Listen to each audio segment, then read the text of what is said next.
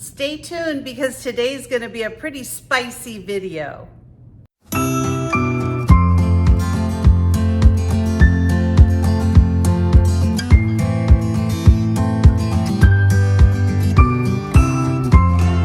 Today I'm going to show you the top 5 ways to save money on your spices.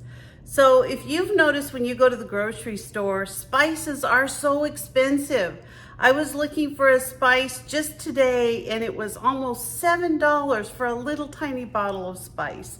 So I'm going to show you some of the ways that I work to try to take advantage of the things I have at home and some other ideas that'll help save you a lot of money. So number 1 on the list is to shop stores like Dollar Tree, Aldi, Dollar General, things like that that sell spices at a discount. So this is just a picture I'm showing you real quick of the spices that they had today at my Dollar Tree, my local Dollar Tree. And all of these spices, and you notice they're larger bottles, most of them are $1.25. Now that includes things like pink Himalayan salt, different kinds of peppers, different kind of seasonings, all kinds of stuff. And Aldi also is another store that has a great prices on their spices. A lot of them they sell for 98 cents, $1, something like that. And it's a great way, it's a great avenue to look for discounted spices for your cabinet. Number 2 on my list is to look in the Mexican food section at your local grocery store. So as you can see from this photo, they have all kinds of spices that they sell in that particular section, and they're oftentimes under $1 for a little package of them. Now you might be saying, well, that's great, but you know, I don't want tons of packages of spices around my house. Well, let me tell you what I do. I do that. I actually buy a lot of those spices at a discount. So what I do is I have all kinds of small containers. Now this happens to be a washed and repurposed prescription bottle. I've got little, things that I've picked up from the Dollar Tree. I have this little set of ball spice jars that a friend of mine gave me. I've got a leftover and cleaned, repurposed Parmesan cheese container, just all kinds of things. Even Old Spice jars can be really great at, providing an avenue to put spices in. So that's a great way to save money. And then after they're opened, I just put a rubber band around them. I throw them into a Ziploc bag and I just keep them in my cupboard. And then I fill up the items I need as I'm using them. And I just want to make sure that because I have a very small spice cupboard, a very small area to put my spices, I need to have them in small containers. Let me show you what I'm talking about. So I have the weirdest cupboards you've ever seen. They're very tall, so I can't really reach the top ones. My husband's 6'5", so that's his cupboard up there. And I actually have to keep my spices on kind of a turning rack here that keeps all the things that I use daily, in a nice little compact area. And so I have to have things that are, relatively small that'll fit on these. So I found by taking things that I've gotten in bulk and, putting them into smaller containers that really works good for me.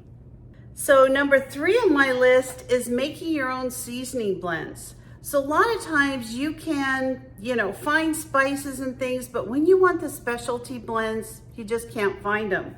So I take little jars I find all over at the Dollar Tree, at different places. This happens to be a Chipotle spice seasoning blend, and it is so good.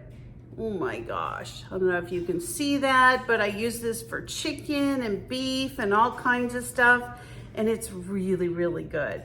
And I have all kinds of blends that I've made, seasoning blends, blends for steaks, things like that. And those are another great way to save money. Number 4 on my list is to grow your own and dehydrate them. Now, I've actually got all kinds of, herbs and spices and teas and all kinds of things growing in my garden. Now I have a dedicated herb garden which consists of all kinds of my favorite herbs. I've got oreganos and mints and rosemary and thyme, all kinds of things. Italian parsley, regular parsley. And I also grow some of the different kinds of herbs in my vegetable garden. I keep chives on hand. I've got all kinds of onion tops that I take care of.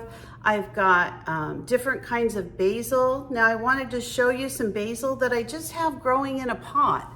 I mean, this basil, even if you don't have a big backyard, you can always grow herbs in a pot, in something like that, even in your house, even if you maybe live in a place that doesn't have a patio.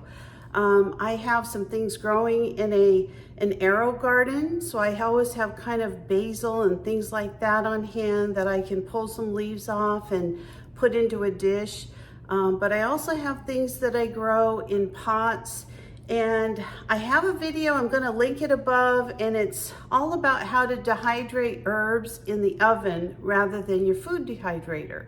So even if you don't have a dehydrator, you can make that work. So number 5 on my list of the ways to save money on getting your own spices is to repackage bulk seasonings.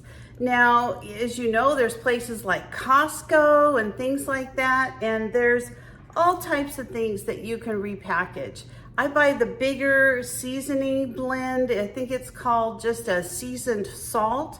And I put that in a smaller container so it fits up above in my spice drawer.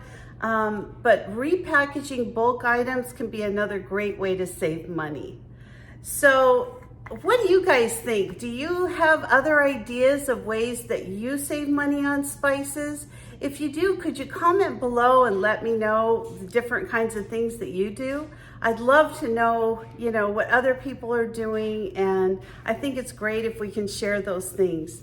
So if you like this content, please consider subscribing. I'd really appreciate a like. If you want to get future notifications about my videos, just ring that bell and I'll be more than happy to send you those videos. And also check out my Instagram. I've got a link below in the description, and I would just love to have you as part of the Homestead Patch family. So thanks for joining me, everybody, and have a great afternoon. Bye-bye.